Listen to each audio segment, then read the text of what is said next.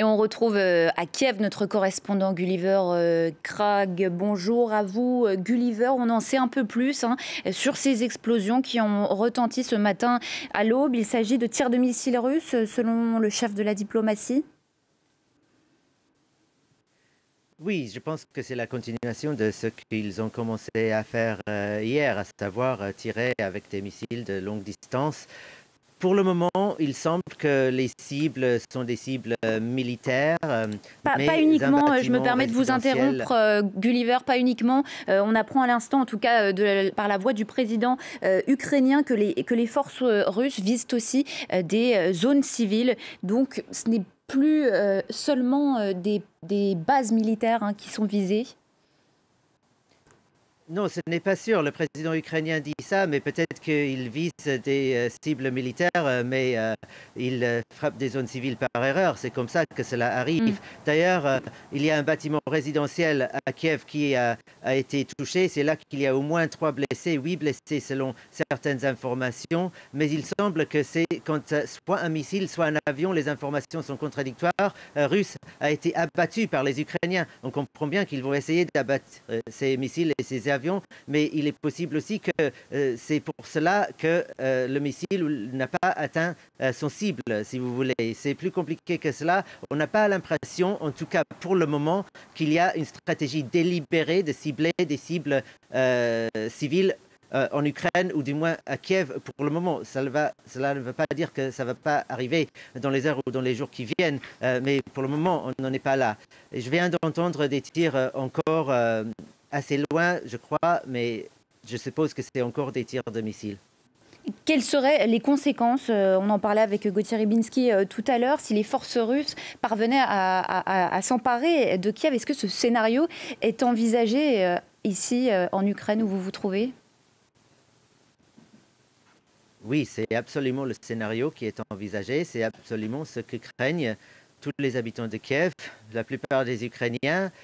Et quand on sait que les forces russes sont à Hostomel, un aérodrome à 10 km du centre-ville, apparemment la bataille pour le contrôle de cet aérodrome continue. Et il n'est pas sûr que les Russes réussissent à s'accaparer de l'aérodrome définitivement, mais ils se sont accaparés de la centrale nucléaire, l'ex-centrale nucléaire, si vous voulez, de Tchernobyl, qui est à 2 heures de route de Kiev seulement au nord.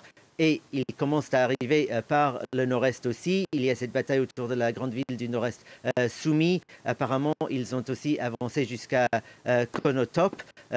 C'est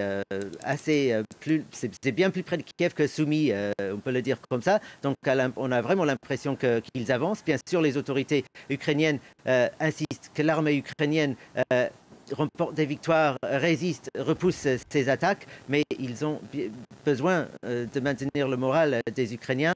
Un conseiller au ministre de l'Intérieur ukrainien, Anton Herashchenko, qui communique beaucoup avec les journalistes, a dit « Aujourd'hui sera la journée la plus dure ». Mais oui, évidemment, on est dans une situation où on comprend très bien que c'est la capitale qui est visée et que le but de Vladimir Poutine, c'est un changement de gouvernement pour le moins en Ukraine. Le président ukrainien a donc décrété la mobilisation générale et le rappel des réservistes dans toutes les régions du pays. Gulliver, comment est-ce que cela s'organise sur le terrain ? Je ne sais pas exactement comment une mobilisation militaire s'organise. Je suis désolé. Jusqu'à hier, c'était sur la base du volontariat. Volodymyr Zelensky appelait à toutes les personnes capables de mener des armes, de participer à l'action militaire, de se présenter. Maintenant, ce n'est plus sur la base du volontariat. Si je comprends bien, c'est obligatoire. Quelles sont les nouvelles consignes que vous avez reçues de la part du gouvernement ce matin ?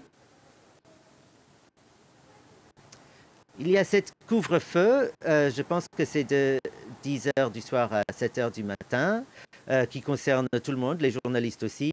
Il y a aussi beaucoup de consignes de se méfier de ces saboteurs potentiels, de penser qu'il peut y avoir déjà des agents russes dans la ville, dans Kiev, donc de se comporter avec une très grande méfiance et de coopérer un maximum avec la police ukrainienne. Et je ne sais pas exactement pourquoi, mais de ne pas porter du rouge. Ils nous ont dit de ne pas s'habiller en rouge, ce qui peut être un signe d'appartenance à un groupe de saboteurs russes. Mais je suppose que maintenant que cette information est publique, les Russes vont juste s'habiller autrement, ils vont trouver un autre code. Donc je ne sais pas exactement à quoi ça sert. Autre consigne, si vous voulez, qui vient d'en bas, à la base, beaucoup d'Ukrainiens commençaient à le dire, et maintenant il y a eu même des officiels dans le gouvernement qui ont appelé aux Ukrainiens de le faire, demander aux Russes de manifester. Voilà, les Ukrainiens appellent en masse aux Russes de manifester contre leur président, contre cette guerre. On sait qu'ils l'ont fait à Saint-Pétersbourg et à Moscou, assez nombreux par rapport aux manifestations russes qu'on a l'habitude de voir, mais ils ont été aussi arrêtés par centaines par la police russe. Dernière question très rapidement, Gulliver Krag, comment les Ukrainiens réagissent au soutien immense de... J'ai entendu encore une explosion là. Comment, je vous disais, oui, pas de problème, Gulliver, je vous disais, comment réagissent les Ukrainiens face au soutien de la société civile un peu partout dans le monde? On l'a vu un peu plus tôt, des manifestations de soutien à Paris, à Berlin, même au Japon, en Australie, partout. L'Ukraine est soutenue. Comment réagissent à cela les Ukrainiens? Surtout, les Ukrainiens veulent voir une action très concrète de la part des alliés occidentaux de l'Ukraine en forme de sanctions. Ils apprécient bien sûr ces manifestations, mais ces dons aussi qui arrivent, cette mobilisation, ce n'est pas que cela passe inaperçu ou sans appréciation, mais ils sentent que les sanctions ne sont... Je pense que le sentiment général, c'est que les sanctions annoncées jusque-là ne vont pas assez loin et qu'il faut vraiment que l'Ouest aille plus loin pour contrer Vladimir Poutine. Voilà, Gulliver Krag en direct de Kiev. On a ici à droite de l'image, de l'écran, des images qui nous parviennent donc en direct de Kiev. On voit les dégâts occasionnés par ces tirs de missiles russes qui ont fait au moins 3 blessés, 8. Vous nous le disiez selon une autre source, Gulliver. Merci à vous. Ce qu'on peut retenir...